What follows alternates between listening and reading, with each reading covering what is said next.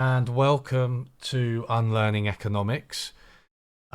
Today I am going to be speaking to Abigail Acheson and Nouhalia Oudija, who are both prominent members of Rethinking Economics USA. So I've been a part of Rethinking Economics in the UK and elsewhere for a long time, but Rethinking Economics USA is relatively recent.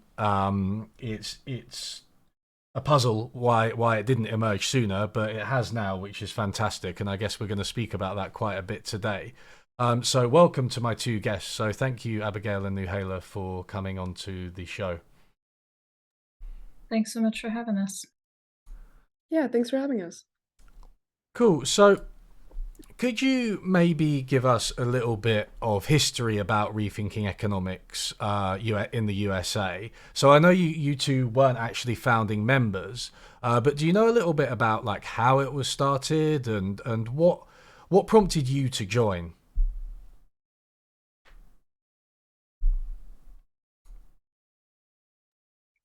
Yeah, so RUSA actually was very active prior to kind of this most recent renewal starting in 2020, 2021. There was a lot of activity, especially in the northeastern part of the country. Around 2016, 2017, there was a conference that was put up at Columbia University by a number of members. About law and political economy curriculum. There were a number of initiatives around rethinking university kind of governance structures from members of the movement. So it's definitely been around and had moments in the past when it was really active and kind of had surges and ebbs and surges. I came to RE through an event that Nouhalia had set up as a student. She'd invited a heterodox economics professor, and I enjoyed the event so much and appreciated what was being said that I reached out to her and we started a local group together. And then since then, I've kind of just gotten more and more involved in the national network, in communicating and with and coordinating among different local groups. So that's how I kind of found the organization. I will say I was thinking about economics curriculum and the need to rethink and reform university curriculum as a whole throughout the course of my studies. I studied history and education. So through my history courses, I was actually studying a lot of economics.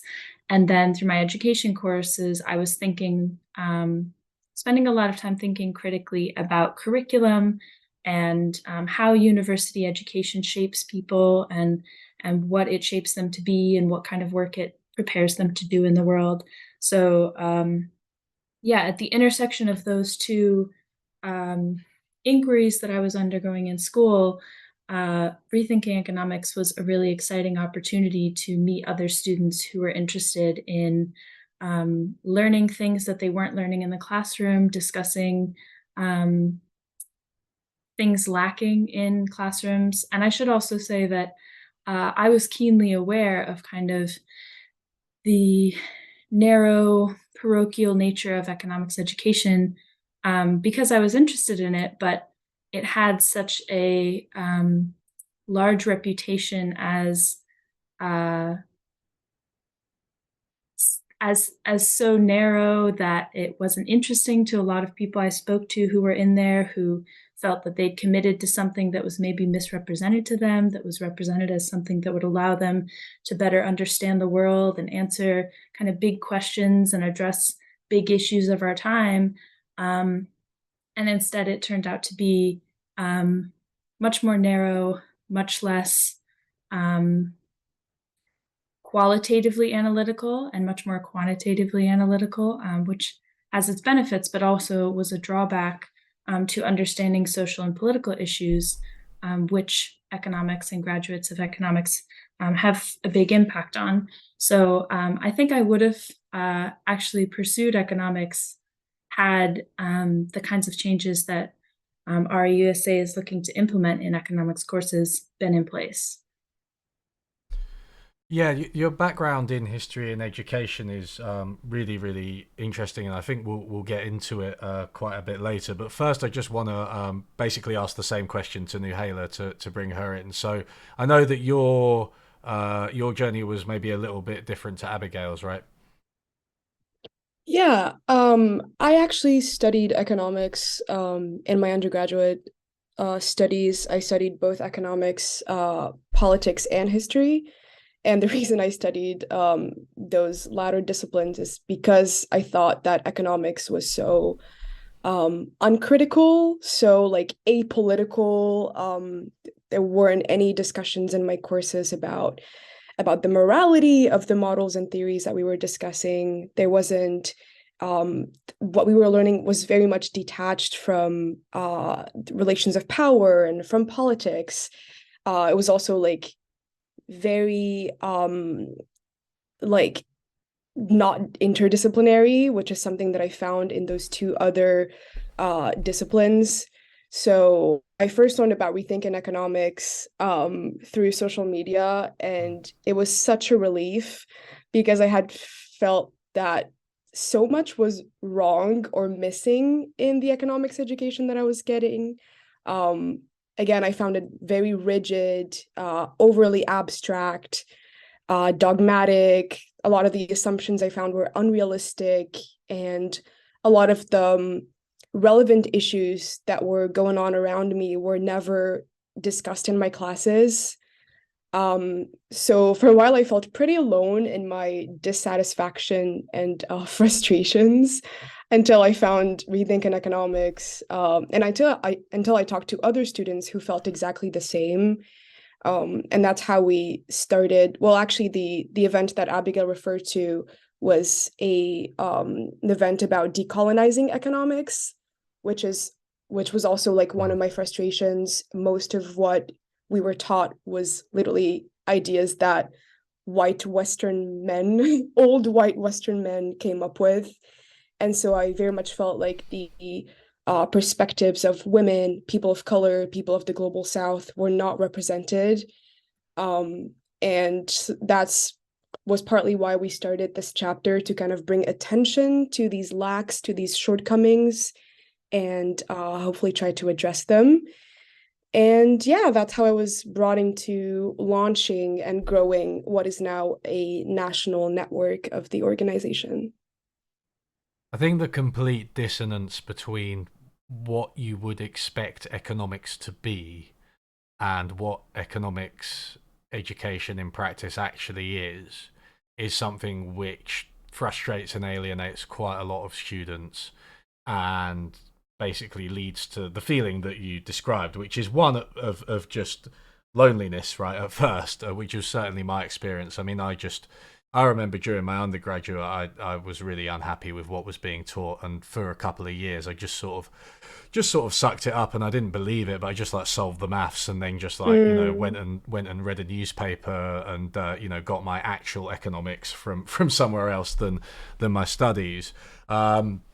But yeah, I mean, that was for me. It was really the financial crisis and the eurozone crisis that were the big things at the time. I mean, they seem almost quaint now in comparison to what's been going on. But I think this is interesting. This decolonization angle is something that is quite new for rethinking economics, and it's interesting how rethinking economics has changed as well, because like we sort of challenged the curriculum, and then there was a sort of challenge to our challenge, which was basically we'd always been okay-ish on diversity issues, I think, and getting more women and maybe people of color into economics, but we weren't talking about decolonization.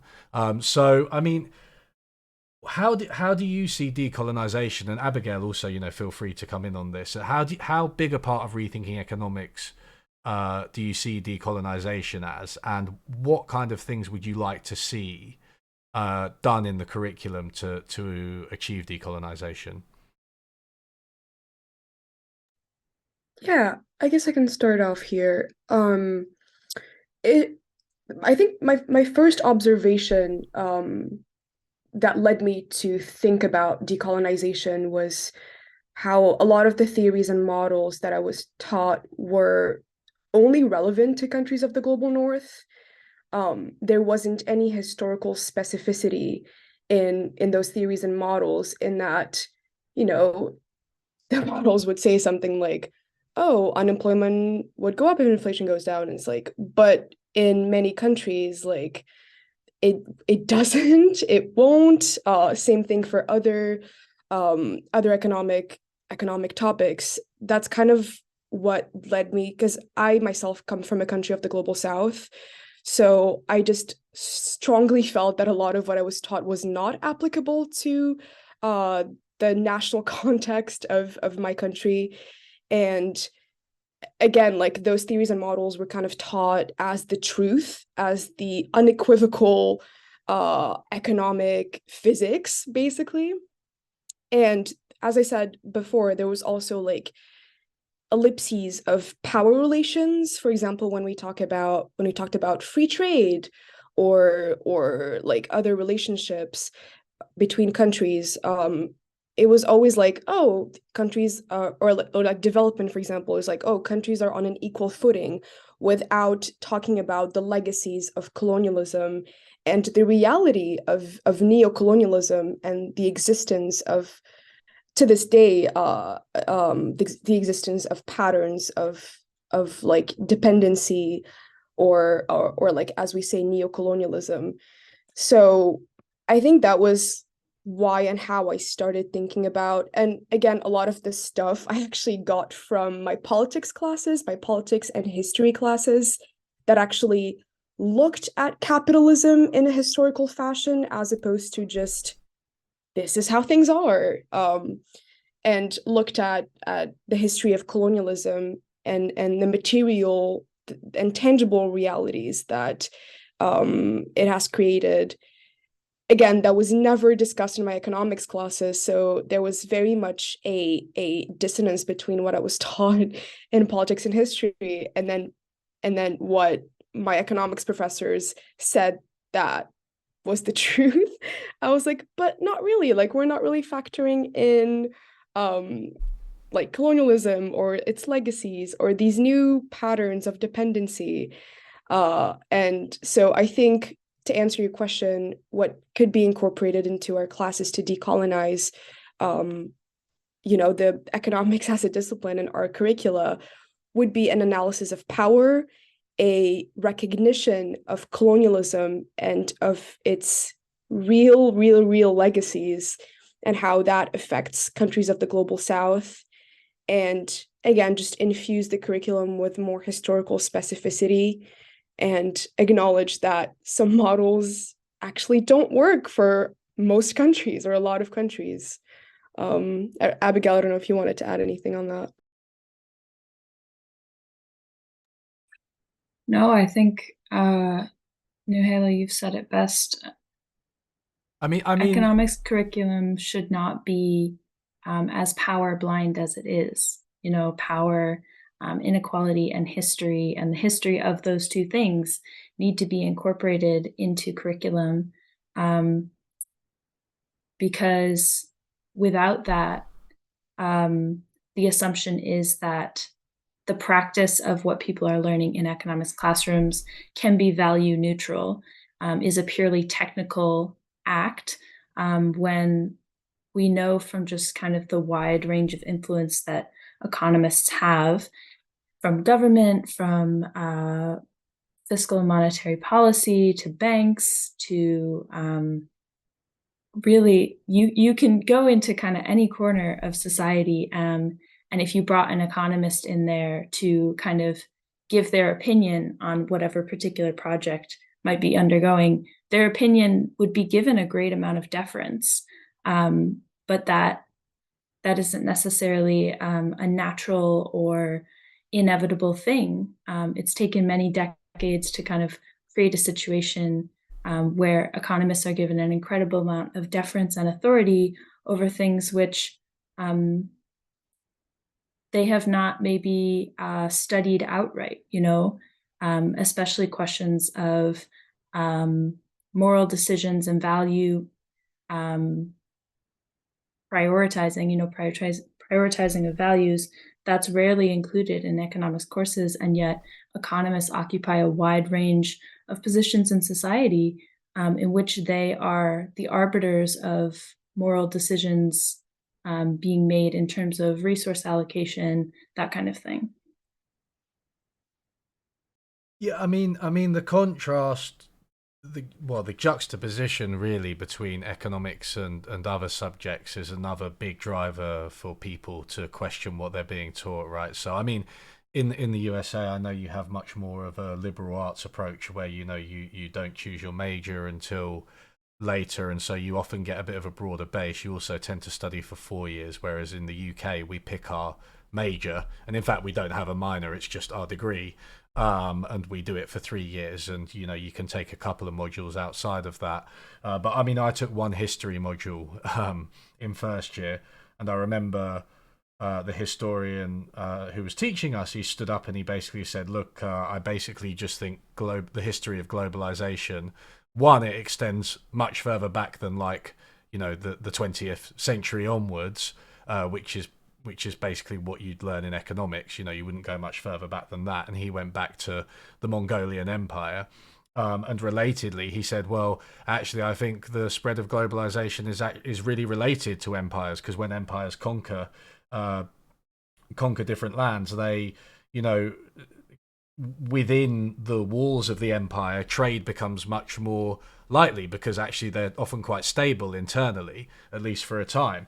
And so, all this is to say, it's just a completely different historical perspective that you get when you do a class like that. And there's just absolutely no way economists would talk about things in that manner. Right, that's exactly right. Yeah, so I mean, in terms of we've sort of already discussed decolonization a bit, and I think it's a massive issue also for spreading rethinking economics around the world, because there was a bit of a worry that rethinking economics itself was kind of reproducing the same patterns, because it's been very UK centric and Eurocentric, but just UK centric, to be frank. So adapting rethinking economics as well as economics to different countries is one of the major challenges. But in terms of other issues with the curriculum, you mentioned a few of them, both of you, abstraction, unrealistic assumptions. What are some of the major problems, and are there any solutions you'd like to see, and ones that are maybe possible in the short term, and then we can maybe talk about bigger transformations in a second? Yeah, sure. I can get started here. I'm sure many of these issues will be familiar to your listeners, but I think the big one would be the issue of monism and the systematic resistance to diversity of thought within the discipline.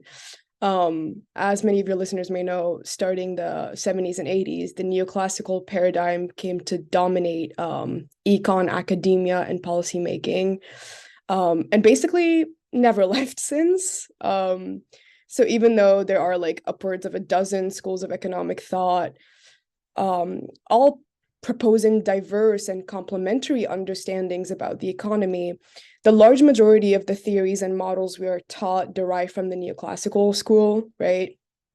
And what's worse is that we are not even told that these theories and models are simply one way to describe or illustrate phenomena.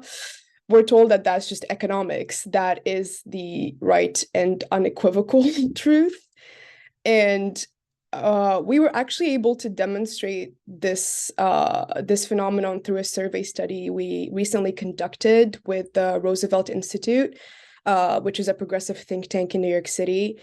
So we surveyed over 2,000 undergraduate students and over 300 economic students. And we found that when we asked the economic students which schools of thought they had learned about in their classes, only 33% correctly identified having learned in neoclassical economics. So that shows you that we're not even Oh, wow. told that, yeah, we're not even told that what we're taught is like one way of one school of thought. Yeah, And I want to just chime in there because I think that's really, really important and maybe more important than most people give it credit for, right? So it's one mm, thing to learn just one thing, but to know that you are. So I don't know. Let's say you take a class called Freudian psychology, right? And you're sitting in that class and you only really get Freudian psychology, obviously, but you know that's what you're getting, and just the modifier Freudian suggests that there are other types of psychology. Unfortunately, there's just economics, and you're taught economics, and that's just neoclassical economics. It's supply and demand, it's utility maximization, it's production functions, it's ISLM, and so on. So I really think, that has the effect of, and I don't use this word lightly, indoctrinating people, because I think that they can't mm, see outside of it. It's just that that's the only way to do economics, and it has a very unfortunate effect of limiting the perspectives and imaginations of future economists. yeah, exactly. Absolutely. And just to like further this awful reality, like in the same survey, we obviously asked students what schools of thought they learned about, and we found that a large majority of students are not exposed to most schools of thought. For example, only 22% reported having studied either environmental or ecological economics. 30% reported having studied Marxian economics, and only 7% reported having studied feminist economics or stratification economics. And we find this extremely inadequate, especially considering other findings on the same survey. When we asked students, this was like the over 2,000 students, what were the issues that they were most concerned about? The issues that came out on top by far were climate change, inequality, and racial inequality. And this is like students from all walks of life, all majors, all different types of schools, and all demographics. And these were the issues that they reported being the most concerned about. So how can those be the issues that preoccupy our generation the most? But a discipline like economics, which should have the responsibility to tackle these issues, to address them, and to teach us about them so that our generation can address them in the future. But clearly it doesn't, because like 22% study environmental ecological economics. That's absolutely outrageous. Yeah, I don't know, Abigail, you seemed like you wanted to interject on that. Yeah, well, I just kind of wanted to emphasize once more, like, truly how devastating that state of affairs is. Um, that survey also showed that um, the majority of students choose to study economics um, in order to make the world a better place, in order to understand current affairs and current issues, because economics is widely seen as the discipline that has almost the most world explanatory power. It's kind of, some of our members have described it as kind of the language of power. There have been a couple articles released here in the US recently talking about economism as kind of this logic of neoclassical economics having the most sway in governance and policymaking. So to have a discipline that is widely seen as kind of the cornerstone base of knowledge from which a person can understand the world, to have that discipline only teach one school of thought and exclude the vast majority of the time many other schools of thought, and to have that one school of thought not be named, to have that school of thought, neoclassical economics, be presented as economics itself, to the detriment of addressing um, the issues that students have reported they most care about: climate change, wealth and income inequality, racism and racial discrimination. All of that kind of creates this whirlwind storm of people who are prepared at university to not change the world to be a more democratic, freer, more liberatory space, but to kind of perpetuate the state of affairs that we have now. And that's unacceptable when students are choosing to take economics in order to understand the world better. And even those students who don't choose to have economics as their main course of study, a wide range of students are required to take basic introductory economics level courses in order to complete their studies in other disciplines, whether that be international politics or political science. Often anthropology, sociology, history departments require some sort of economics courses, accounting students and business majors. So a lot of students are being exposed to these ideas. And the survey showed that when we asked where students turned most to kind of understand current events, so while a student is in school, the onset of the pandemic, where were students turning to understand why do we have a pandemic happening right now and why is it having such devastating impacts? And for so long, the majority said they turned to their course material, their academic course material, and to media outlets. Well, the academic course material, this survey has shown, is lacking in presenting schools of thought that address power and inequality. And those are key points of what shape our world today, as many of your listeners, I'm sure, already are aware of. So that's just all to say that it really is quite devastating to have neoclassical economics be almost exclusively taught and often taught as economics itself. And that's something that we'd really like to change. It's interesting what's prioritized on the curriculum, really, because you know, I mean, there are all sorts of things that economists might say in response. You know, one of them is to say that, you know, economics is economics, and they're not really trying to teach you a set of values or about a specific set of issues. They're teaching you a toolkit that you go out and use. But I just think it's really a question of priorities. I mean, I don't, you know, what you choose to teach to in degrees seems to me like it should be the, you know, the most important insights, the most useful ideas that you have. And if all of those ideas are basically culminating in general equilibrium theory, which is verging on irrelevant for most of the things that we've spoken about, then you know your discipline's in a bad place. So yeah, I mean, thank you both. It was really, really well put. In terms of what were you going to say, Nouhalia? Sorry. Oh, sorry. I would love to talk about some more problems with economics, if that's okay. Yeah, the sure. list is quite long. We've got a while, please. Just before we move on to something else, I feel like it's really important to highlight some other major problems with the discipline. Some of them we've already like touched on, but perhaps your listeners would appreciate if we talked more about what we are trying to rethink, basically. So along with the lack of intellectual diversity, which obviously really impoverishes the field, there's obviously a striking lack of representation of identities within the field. I mean, it's really hard to overstate the absence of the perspectives and scholarship of women, people of color, people of the global south, and working class people.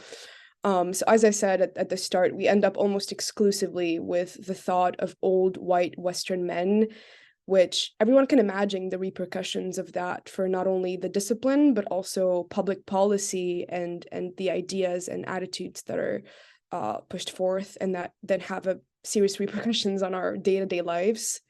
And I think this is due partly to the toxic, macho, hyper-competitive, and sometimes overtly discriminatory culture within the discipline. And I just want to plug here, you have a great episode on here with Ben Harrell from Vanderbilt University, right? Yeah. It's a great one if your listeners want to learn more about this toxic culture within economics. And recently, just a few months ago, there was huge debate about sexual harassment within the discipline. A lot of female economists came forth about this issue. And it's really outstanding how little economics has done to improve on this front, especially compared to other disciplines like STEM disciplines, for example. There are a lot of studies that demonstrate that, and like you can see a curve, like curves of improvement on this front, and economics is just absolutely ridiculous. It has not improved in years, even though, like, even the American Economics Association, like, has recognized this issue, but has done close to nothing to address it. So this is why one of our cries is to diversify and decolonize economics. I cannot stress this enough because it truly has repercussions on politics, on public policy, on like really what thought is pushed forth. Yeah, I mean, if I may be a little bit speculative, I mean, on top of you spoke about the recent wave of sexual harassment revelations, right? Within the discipline, which I remember, and Jennifer Doliak was talking about that quite a lot, as well as other people. And I think, I would go so far as to say basically every female academic economist, or maybe not even academic, just economist, will have at least one story to tell. So, I mean, it's completely reprehensible for obvious reasons. I do also think the ineffectiveness of the American Economic Association and other bodies is kind of interesting. So firstly, you've got the issue that it still remains dominated by a particular type of person who hasn't experienced these things and doesn't really understand them, is completely blind to them, whether willfully or otherwise. But also, it is interesting when you contrast, because I think a lot of academia has had issues with sexism and racism and discrimination in general, and still does, right? Economics is perhaps particularly bad, but you sort of mentioned the flatlining of progress in economics. So there was maybe some progress in terms of representation in the 90s, but it's kind of flatlined now. And I think it's worth reflecting on what you said about the curriculum, because the complete lack of understanding by economists of social dynamics, of politics, and of ethics, I think may be one reason for their complete ineffectiveness in addressing this type of problem. Because essentially, an economist will flatly deny this, but I insist that it's basically how they think. They will have this view that, markets will work it out, and in the long run, these types of things will work out, and they just don't have the tools, to address these kinds of problems. So I think, this neglect of politics and ethics and all the rest of it it runs quite deep, and I feel like it might be one reason, and I am speculating, but it's educated speculating on it might have long run effects on these types of outcomes as well.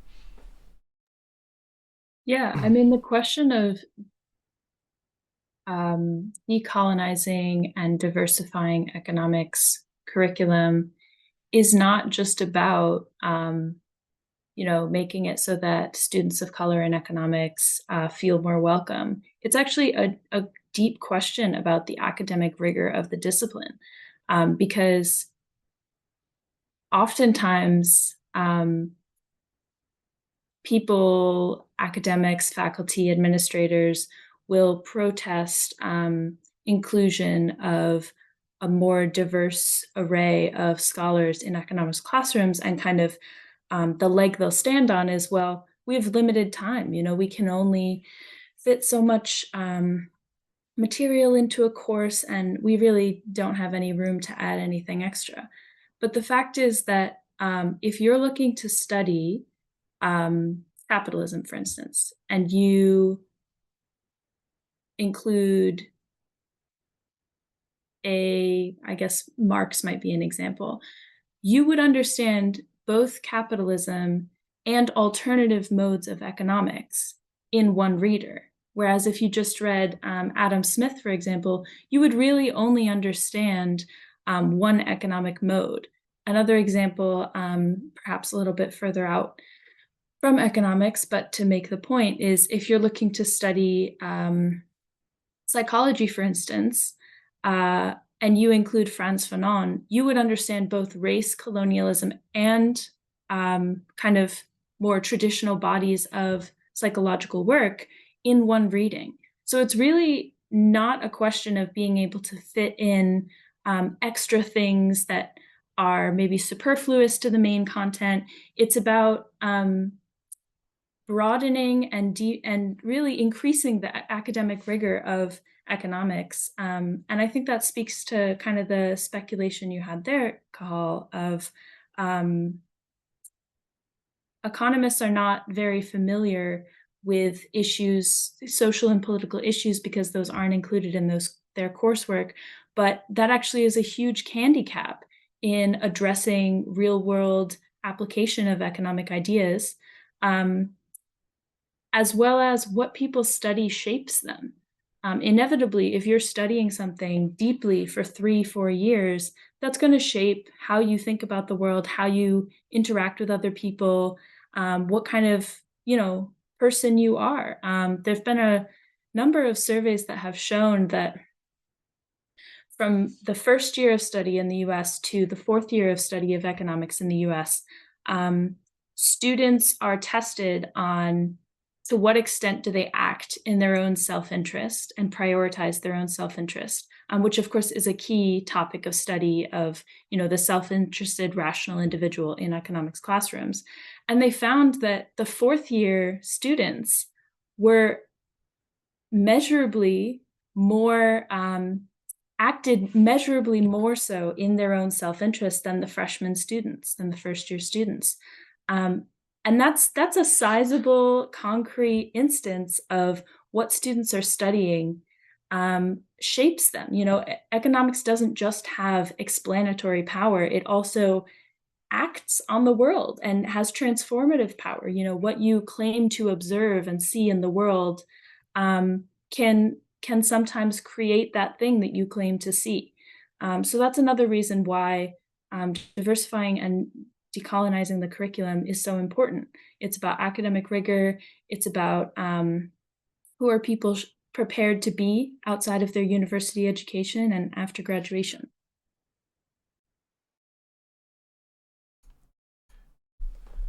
Yeah, absolutely. That was really well put. I think it's tempting to think of decolonization and diversification of like, well, let's expand the reading list, and we'll have like this thinker from the global south and this woman on the reading list, and then I think what you get is, an issue which, to be fair to academics, they grapple with, which is like overflowing courses, right?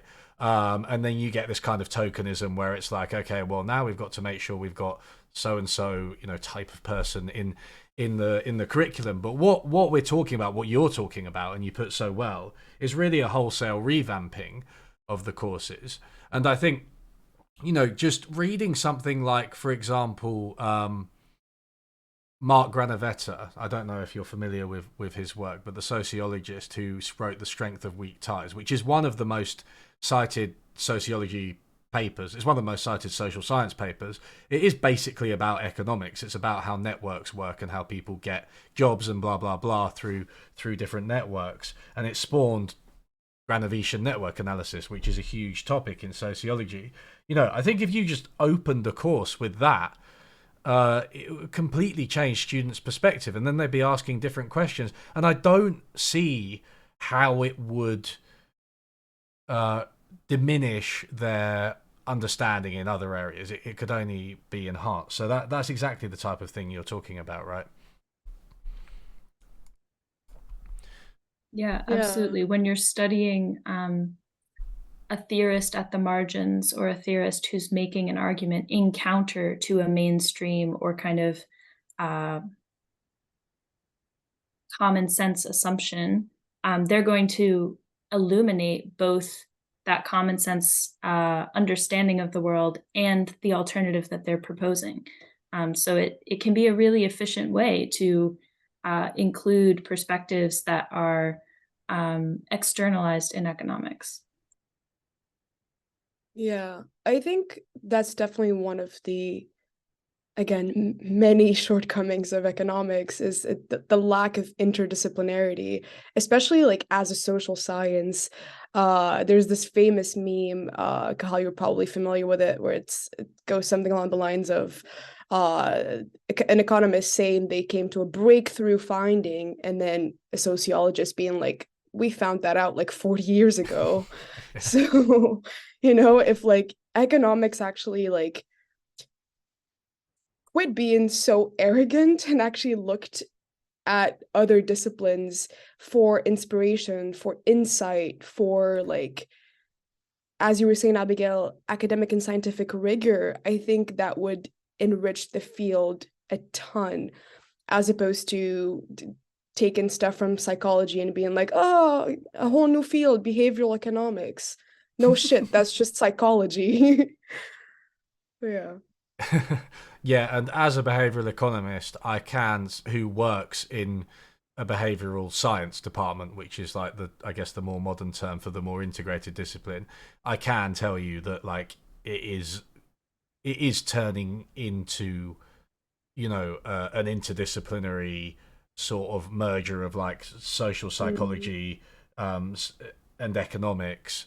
And one of the things that psychologists get a little bit frustrated by is that we sort of continually rediscover, reinvent the wheel, and just rediscover things. I mean, sorry, you've got me talking about behavioral economics now, but there was a recent paper in 2022 by Lowenstein and Chater called The S Frame and the I Frame, and it was talking about how behavioral economics, because many people will be familiar with nudge, right? Nudging, using little tweaks in people's choice environments to get them to make better decisions about their health, about their savings, and so on. Quite libertarian, quite hands-off, but sometimes pretty effective. But there's been this real focus on nudging individuals, and they were saying, well, this is the I frame, this is the individual frame. The S frame is the systemic frame, the society frame. I actually can't remember which of those it stands for, but, it was more general, right, and more holistic, and thought about structural factors. And they were saying behavioral science / behavioral economics should move in this direction of identifying these, which is great. But of course, all the social psychologists and every other social science were like, well, okay, yeah, but it's 2022 and we've been doing that for literally like, I don't know, 100 years. So yeah, it is amazing really what you miss. And it is arrogant, I think, of economists to think that they don't. I do see some positive signs. I think younger economists are maybe a bit more open to this type of thing. The old guard are just, I mean, they're beyond help. You honestly just have to wait for them to retire. Yeah. So there is potential for fruitful collaboration. But let me ask a slightly tricky, maybe a slightly challenging question, which I touched on earlier, right? What we're talking about is this unwieldy? Can we actually do this? Can we put this all into a curriculum? Like, it sounds great, but how many years and how motivated a set of students do you need to do this kind of holistic education? Yeah. No, that's a great question, and I think it's definitely possible. I mean, you asked earlier, the way you framed the question was pragmatic short-term solutions. We think that students are completely able to affect changes to their curriculum. In fact, it has already been done. For example, in a lot of our chapters, students have spoken up about their curriculum, about their syllabi.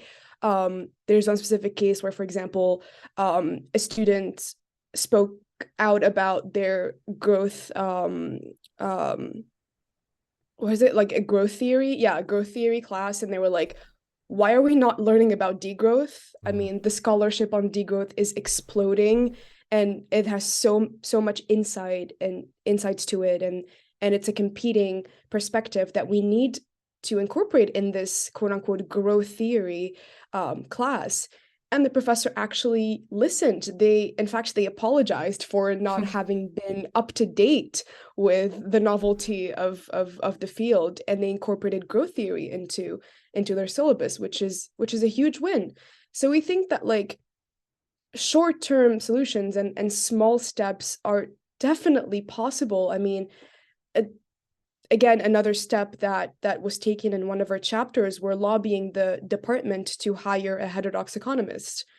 The department had no heterodox economist, no person that studies or researches development economics, or that studies or researches another region.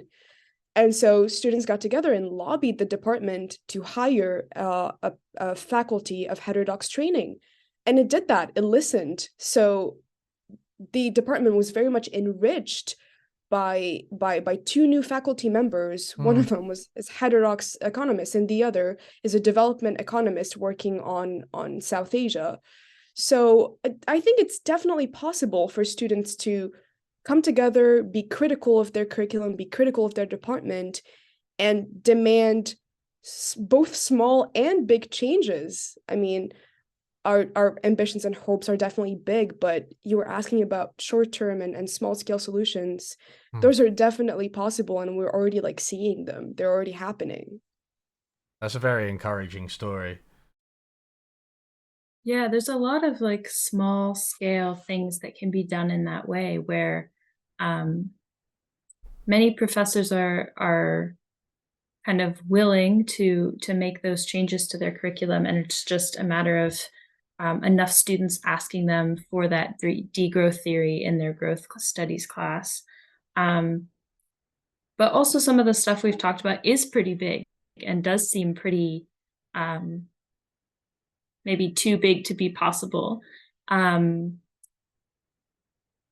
I frankly think that a lot can be done. I have a lot of hope. And a lot of that comes from the robust history of student organizing in this country, in the US. In the late 60s, there was immense student campaigning and student organizing around curriculum change. Kind of the most well-known university campaigns and protests, kind of the topic they're most associated with, is against the Vietnam War. And that's certainly the case, but actually, out of the 200 campus protests that took place between 1968 and 1969 in this country, in all regions of the US, the majority were concerning curriculum reform and curriculum change, and actually demanding curriculum that served and prioritized the needs of Black and Indigenous students in this country. That was really the heart of student organizing in this country, actually.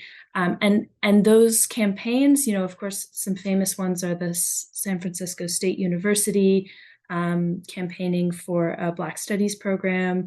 There were a number of other universities in California that are kind of most well known, but part of those demands required deep thinking and engagement with fundamental questions of who the university is for, and what is the mission of higher education. And in big part, what these students were asking for was that higher education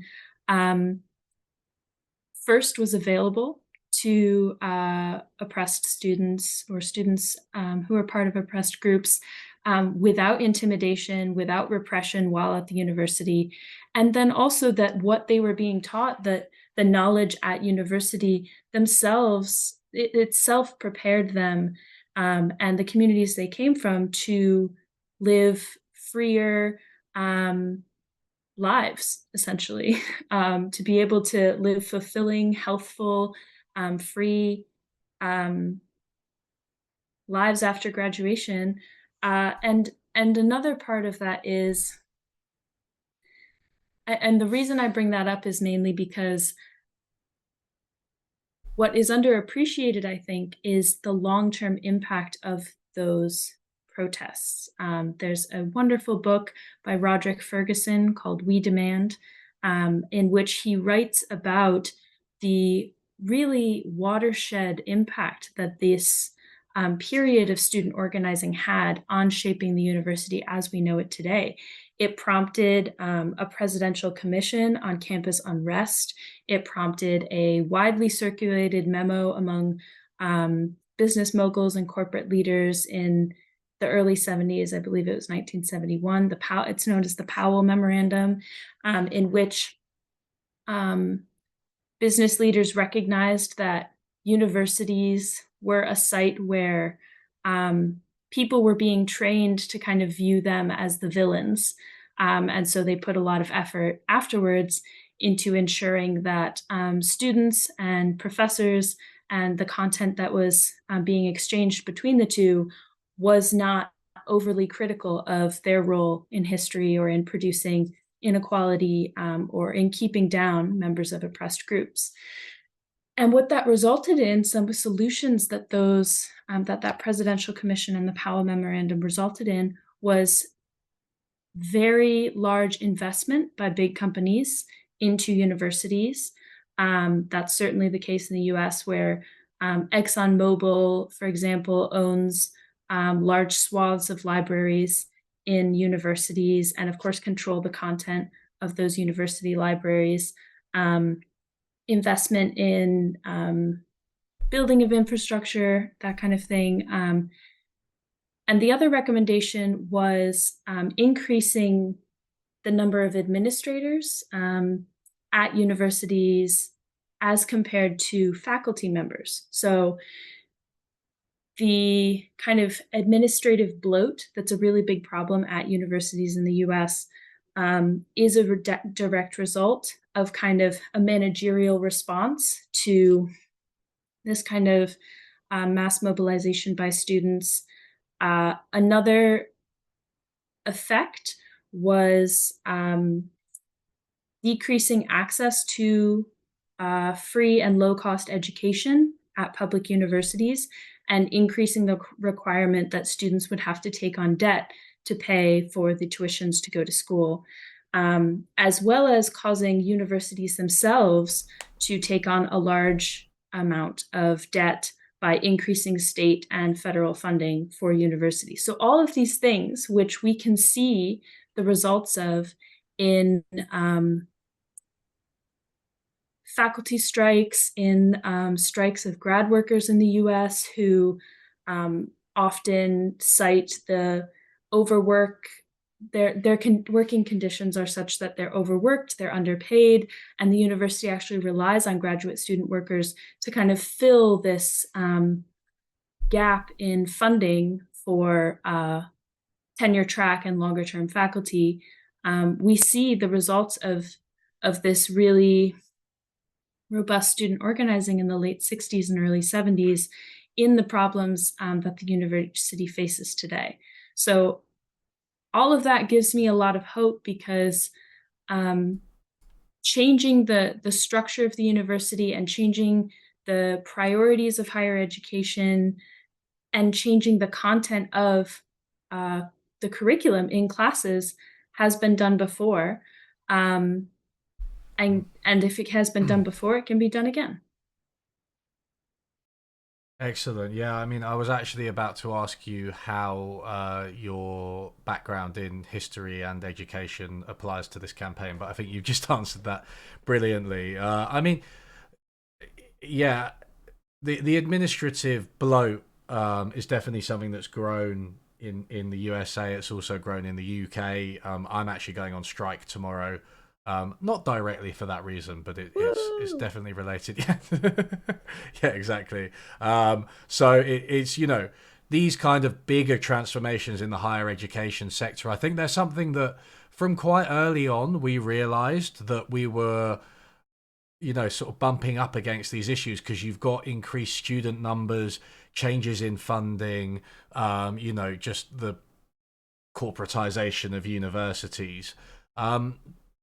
I mean, you touched on it, Abigail, but I was wondering, How do you see the unique issues that are faced by Rethinking Economics USA within that country? Because I mentioned at the beginning that REUSA has been a little bit more sporadic, perhaps, than it has been in the UK and Europe, which isn't to dismiss the efforts of people who have made it happen. But I think simply in terms of the proportion of the student population that have been involved, it's often been much lower. So, I mean, is there a reason for that? And like, what are some of the unique challenges that you've faced? Yeah, definitely. I can speak a little bit to that. I mean, as people might guess, the US is pretty much the belly of the beast when it comes to progressive economics, economics in general. Regrettably, it has been the epicenter, if you will, of both economic thought and policy. A large proportion of scholarship in the top 5 journals, economics journals, is from the US, and those journals themselves, the overwhelming majority of Nobel Prize winners are American, white male American, that is. So there's definitely a hegemony of the US over the field of economics, which makes it much, much harder to address it here, right? So as I said, we really find ourselves in the belly of the beast, and the social and political context of the country doesn't make it any easier. Like, it has obviously like reflected orthodox economics ideas perhaps more than anywhere else. Mm. The UK is perhaps a close second. Yeah. So unlike Europe, the national context of the US is much less economically progressive. So there's much more resistance to change because orthodox free market ideas and attitudes about the economy remain kind of baked into what it means to be American. It's like, oh, everybody wants to be a millionaire, pull yourself up from your bootstraps. That's like, it's the flagship of the US. But I actually think that even though there's this context currently, things are very much starting to change with our generation. Um, if I may, I'm going to refer back to our survey. Shameless plug here, but it's honestly like pretty awesome. We ourselves were astonished by the results.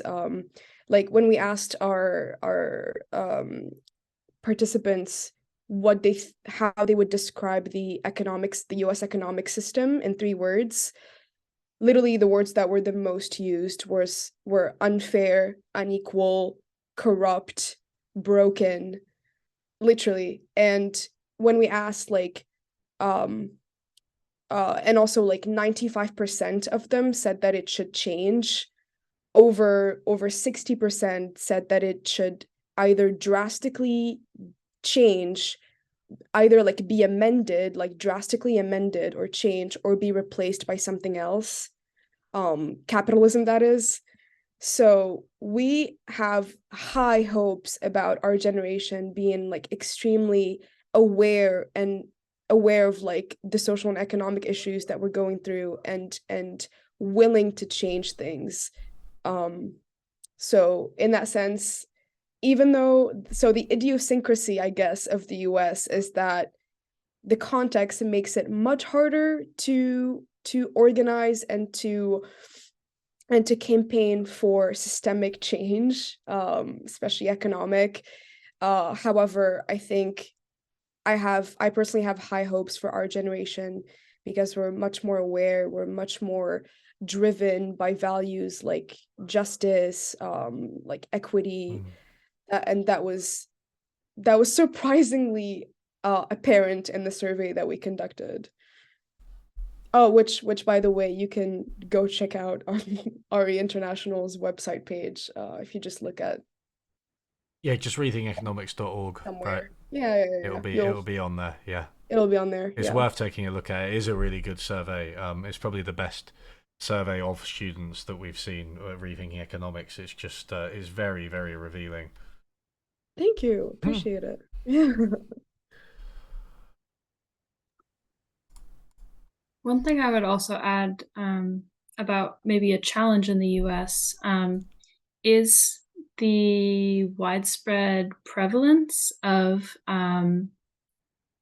student debt, which is not unique to the US, but is certainly a problem, paired with a real lack of any sort of social safety net, which compounds on university students to kind of put a lot of pressure on them to pursue studies in such a way that enables them to get a decent paying job after graduation. And of course, that's a worthy and necessary goal.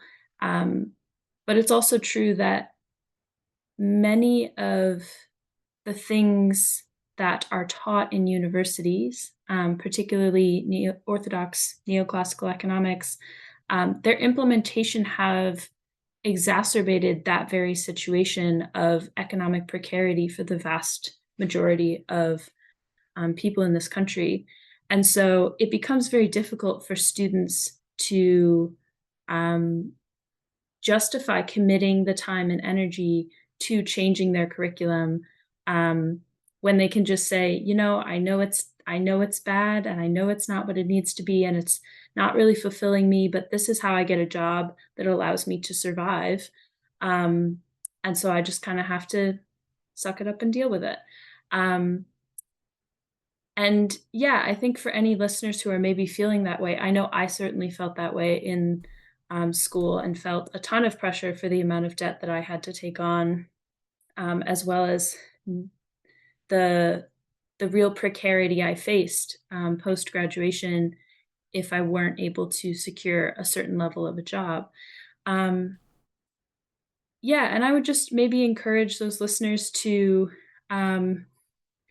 think about what you can do that's a small thing. Like we don't have to. These are big changes that we're talking about, and I don't even know that we've maybe talked about some of the bigger scale long term changes concerning changing like governance structures of the university or anything like that. But yeah, it really is about what's a small thing that you're able to do from where you are now, and how can you find other people who are interested in the same thing. And I think if I could kind of give myself my previous self when I was in university any advice, it would have been it's worth taking the time to find other people who feel the same, who are similarly frustrated with their education, because that makes a world of difference in terms of being able to imagine doing something different and not feeling all those pressures of preventing and staving off economic precarity alone. Yeah, I mean, a lot of people don't think that other people feel the same way, because it's obviously when you first go to university, you don't really know what's going on. You're intellectually not especially confident and not very knowledgeable either, and it's easy to think that everybody else is just getting on with it and they really believe in it. But the truth is, I think it's a minority of people that really, really believe in what they're learning, right? And then you've got a whole bunch of people that are kind of ambivalent, or a bit of this, a bit of this, and a bit of that. But then you've got probably a substantial minority of people who actually are thinking, this is just absolute bullshit, to be honest. So, I mean, one thing. So, I mean, we were talking about like short-term reforms. I think we kind of touched on bigger reforms, but something that's come out of this conversation again and again, and it's something that I've reflected on, is we talk about rethinking economics. Is that becoming bigger than just rethinking the economics taught at universities?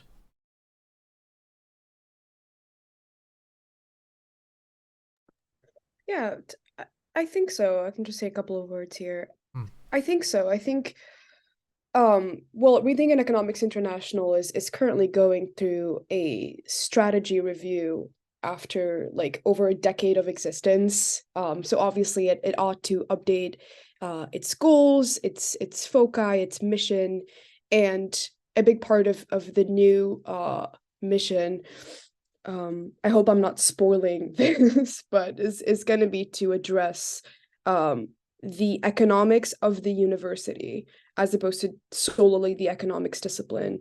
And this is what Abigail was talking about earlier, about questioning the governance structures of universities, questioning the goals of the university as an institution and of higher education in general. Higher education should be the beacon of innovation, of social purpose, of public purpose, but rather, like, right now it currently just, like, its main goal is just to manufacture, create students that are good for the market, and all that. The things that universities currently, as you said, it has become like corporatized. What they care about is the KPIs, the employability rates of their students, what their students, the industries and firms that their students go into after college. And it's like, that should not be the goal of the university. We should deeply question what the role of the university and the research that it forwards should be. And so I think that will become part of our long-term strategy of, exactly what I said, just questioning the mission and the goals of the university as an institution, largely. Yeah, I think rethinking the teaching and practice of economics in order to bring about an economic order that serves more people definitely requires rethinking economics curriculum at universities, but it also requires democratizing and making more widely available that knowledge. It requires rethinking the role of economists in society. We've talked about kind of the lack of interdisciplinary knowledge that economists or academic economists have, such that they will discover something that has been known to another discipline for many, many years, if not decades. Making a world where economists value the knowledge produced by other disciplines as much as knowledge produced by their own. Rethinking the economics and finances of universities. How can we make economic decision-making a more democratic process? And how can we make perhaps even curriculum design a more democratic process? Currently in the US, many universities, actually the faculty and the kind of representative of the faculty that most faculty in the US vote on do not have a final say on curriculum. It's usually nowadays an outside administrator from another department, and thus that final decision is outside of the purview of faculty, the teachers themselves, but it's also outside of the purview of students, and students don't have a say necessarily in curriculum. So I would say rethinking economics has definitely gone beyond rethinking economics curriculum in universities. It can take a lot of different forms because ultimately the goal is to make an education that prepares us to bring about a different world, whatever that looks like, but one that is certainly less unequal, certainly less oppressive and discriminatory, and one that provides for the needs and well-being of everyone. Yeah, I think, looking for ways to transform the university system and looking, frankly, for avenues outside of the university system. I mean, it's worth saying, in a hands-off sense, I think more right-wing groups and people have been actually very, very good at creating alternative spaces. They were sort of big on early YouTube, the podcast space. You had like the intellectual dark web, which is obviously like kind of disbanded now because they all went anti-vax. They you had a lot of these spaces where people were having conversations like this, right? And they were doing podcasts or YouTube videos or whatever other appearances. And okay, you know, some of those people were tied to universities at one time or another, but a lot of what was happening was taking place outside, and it really, I think it had a massive impact, you know, for better or for worse. Well, for worse, let's be clear. But like, there's something to learn from that, right? There's definitely something to learn from that. And like, one of the things that I try to do with the YouTube channel is like to get these types of ideas out there, away from the constraints, all the constraints that you've spoken about. And you know, some part, I go back and forth on this. Sometimes I do wonder, eventually are a lot of universities just going to become irrelevant? I'm not expecting you to answer that, by the way. That was a rhetorical question. But Nouhalia, I don't know if you wanted to come in here again. I really just unmuted myself to giggle at your jokes. Oh, right, okay. Well, I would maybe add that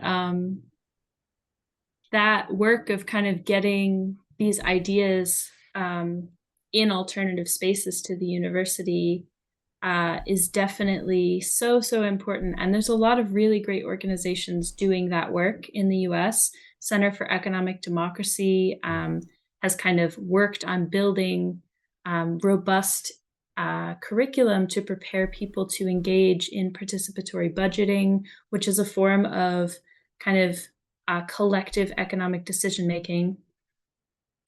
Center for Popular Economics has long had curriculum around kind of mainstream economic ideas, and then what the political implications of those are, and what are maybe some alternatives that might better serve working class people and people of color in this country.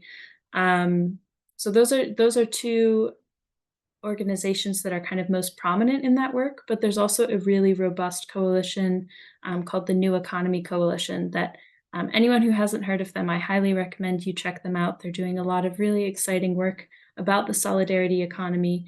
And that work is both kind of creating economic alternatives and creating economic alternative spaces, but also doing robust learning about why that's necessary and what other possibilities there could be. Yeah, I totally agree, and I'm glad you brought this up, Gahal. I think systems change in general definitely requires different points of intervention. And well, our focus, I guess, our main focal point of intervention is academia and targeting the ideas that go on to shape our material realities. But I do think you have a point in that we should definitely engage with the other movements, the other efforts, the other communities that are also forwarding systems change in other spheres, right? I mean, as Abigail was saying, the new economy space, or as we call it in the US, is growing massively in the recent years, and that's something we definitely have to engage with. I think that knowledge is not only, it doesn't only come from a book. Like knowledge, like systems change is happening all around us, and community groups are creating the change that we want to see in real life by creating new food systems, as Abigail was saying, like new governance systems, cooperatives, shared ownership of businesses. It's literally happening as we speak, but obviously that's never going to show up in our classes. That's why Rethinking Economics and Rethinking Economics groups at universities have such a huge opportunity to engage with those efforts outside of their university. And that's something that like a lot of our groups have the ambition to do. And it's also worth pointing out that that's kind of part of decolonization, or I guess like declassification of economics, because university is such an elitist space.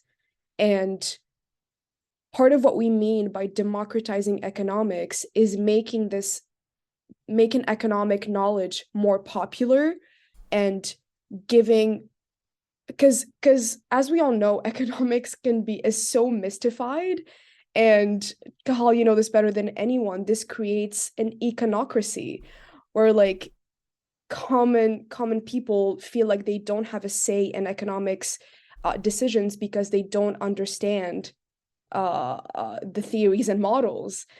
And that's absolutely counterintuitive. I mean, Hajun Chang has a really cool way of saying it. He's like 95% or some high percentage of economics is common sense, right? And the rest Mm. is just math. So it's like I think we have to give common people like the power to reflect on political and economic decisions, really empower commonplace people to be like, um, you know, this minimum wage has not kept up at all with the rise in the cost of living. And I can tell you that for a fact because I'm living through this economy. Your model does not tell me how how badly I live.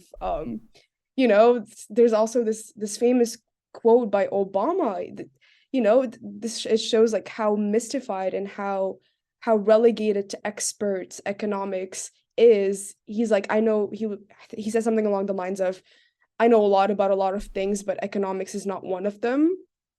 And that really shows you like the position that this discipline takes in the eyes of people. It's like, oh, that's just relegated to experts. I don't know much about it. Mm. And so part of our mission is to democratize it, to that's what true democracy is really, right? It's like, why are we letting the say in our economics realities be determined by a handful of people, a handful of usually like wealthy male people?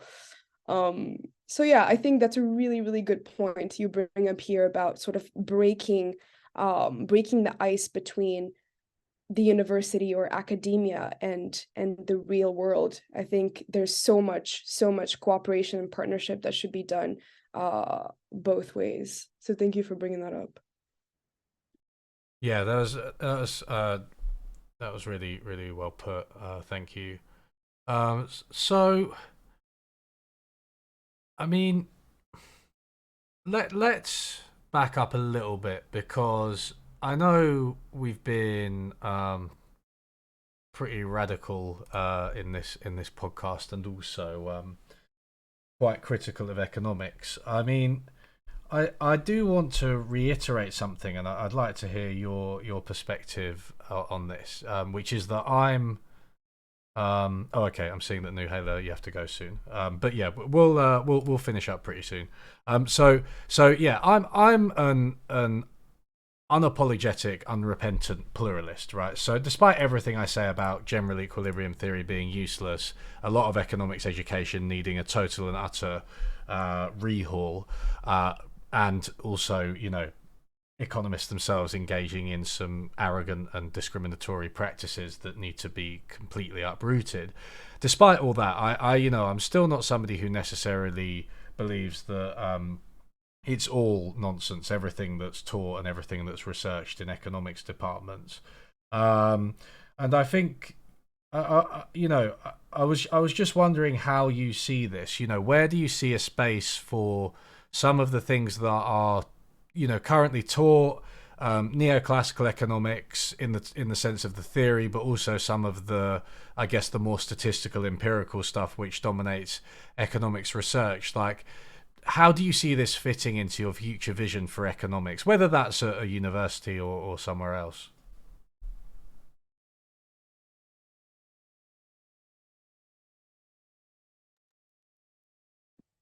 Uh, sure, I can go. Um, yeah, I'm definitely a champion of pluralism as well. I don't think that everything that neoclassical economics has ever come up with should be burned forever.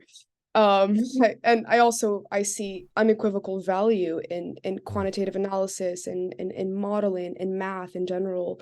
Um, but I do think that we should reflect more thoroughly on the values that this school of thought prioritizes. Um, again, it's this idea of like a lot of models like prioritize efficiency and saying that, implicitly saying that that's the supreme value, right? But that's only one value, and those models and theories and the school of thought generally like does not include other values like distribution, for example, doesn't consider them in its modeling, in its assumption, in its epistemologies, right? It doesn't include considerations about justice, about distribution, about environmental protection. You know, as much as scholars have tried to infuse like some of those values into the school of thought, I personally think that this school of thought and its representatives have been really, really resistant to incorporate what I think are like fundamental values that I cannot compromise on personally, in them. So it's like I obviously efficiency matters, but I think we should put it in dialogue with other values, right? Like, as I said, environmental protection, social justice, reparations. And that's just something that neoclassical economics has not built the frame to do and has not really welcomed in the decades that people have criticized it for not doing. So I think there's this it's where I stand, but again, I don't want to like castigate every single neoclassical economist and banish them forever. Not at all. I think some of it is actually quite useful, and if put against like other models, could be said to be more true, right? But it's definitely not the ultimate truth. Yeah, I mean, it's worth saying there's like, there's this. I have a sort of one step removed view of pluralism, which is to say, I mean, it's kind of like the liberal democracy view. It's right, like I don't believe in what you say, but I'll defend to the death your right to say it. I don't know if that's too liberal for some of my followers, but it's like I think it should all be there out there, right? Students, and it fits with everything we're saying. Students should be presented with it. People, the public, should be presented with these ideas, right? Whether they're Austrian or neoclassical or Marxist, from a critical perspective, and they should should have access to this, and we should have these debates, right, about that involve our values as well, right? While I am. I'm not an Austrian. I'm not a neoclassical economist. I'm like a sort of post-Keynesian that leans further towards the left than most post-Keynesians. But like having that, you can still have your own position, right, while advocating pluralism in a broader sense. Agreed. So one more question for both of you. So what are the plans? What are the plans for Rethinking Economics USA? You've done this really cool survey. I think you've revitalized it. But what's going to happen next? Yeah, so after we did the survey, that really gave us some concrete data on what is missing in economics classrooms. Of course, this is something that students elsewhere in the movement have talked about, and we've been learning from them. But the survey kind of gave us a sense of the shape of economics education and its shortcomings in the US. So we're currently working on developing a pilot Alternative Economics 101 course that intends to address a lot of the shortcomings that the survey revealed. And what kind of makes this course unique is that it intends to kind of give a broad view of kind of a macroeconomic introduction to the issues that students have identified as most important to them. And then after the completion of the course, students will be provided with and given training on how to run this course themselves in whatever format that might be. So maybe they want to run it in a workshop, maybe they want to have a teach-in of some description, or maybe their university has an option for a 2-credit student-run course, as many universities do in the U.S. And that might be a way to share what they've learned in this class with other students, find other students who feel similarly, and kind of create an alternative place at their school where they can be learning about power and inequality and studying economics in a way that's critical and pluralistic and focused on the real world within their own university, but outside of the classroom through the use of this course. So that's kind of our biggest upcoming project, something we're developing. And then, we just are doing regular programming, highlighting a number of different current events in the US and connecting those to what students are or aren't learning in the classroom. Yeah, and obviously, we have numerous chapters across the country that are doing their own peer education and campaigning their departments. So we obviously support those chapters. We help them with their campaigning, with outreach, with their popular education efforts. And then we're also trying to get the word out about what we're doing out in the media. So podcast appearances like this one, and hopefully a journal article that we're going to publish soon. And then we're also going to work on a webinar series, hopefully. In this upcoming term, we want to highlight a variety of issues, one of them being the wave of grad student strikes that is happening currently in the US, which is pretty unprecedented and really exciting. So we will be treating of issues like this one in a webinar series, hopefully. And yeah, just trying to grow our network, both student groups, which are mushrooming all across the country. We have like growing interest from student groups across the country, and also like growing our network in terms of what I said earlier about collaborating with other organizations in the new economy landscape that have a similar mission of creating fairer, more sustainable, more democratized economies. So yeah. And if I could just say one more thing, a big part of what we're doing is looking to provide students with tools in local groups to kind of learn what's not being taught in the classroom, and then also support and bolster student campaigning for curriculum change in those courses. And just because I didn't want to leave listeners with the sense that, the last time this has happened is 1968, 1969. That's a long time ago. A lot has changed since then.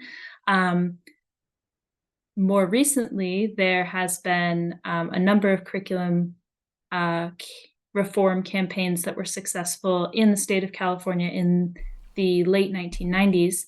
But even more recently, the University of Barcelona recently conceded to student demands to implement a required course for all their students beginning in 2024 to study the climate crisis and what brought it about, what shape it takes, how it affects people differently, and what maybe some solutions might be.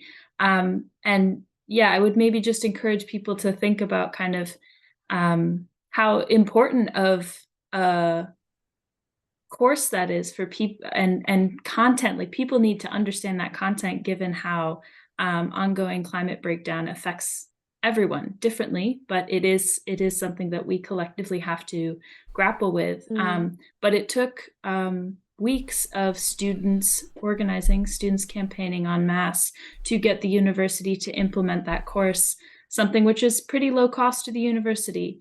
But even so, it took a lot of effort to make that change. So we're here to support any and all student campaigning for change, because as that instance shows, that's the only way that things will change. Yeah, that example from Barcelona was very encouraging and inspiring.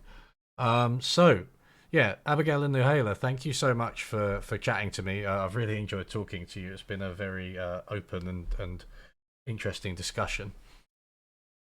Thank you so much for having us. Yes, thank you. Great. So, yeah, everybody, this will be uploaded to Unlearning Economics Live and to the podcast. And thanks everyone in chat as well for typically interesting discussions. I tried to participate in some of them where I could. And I'll see you all next time.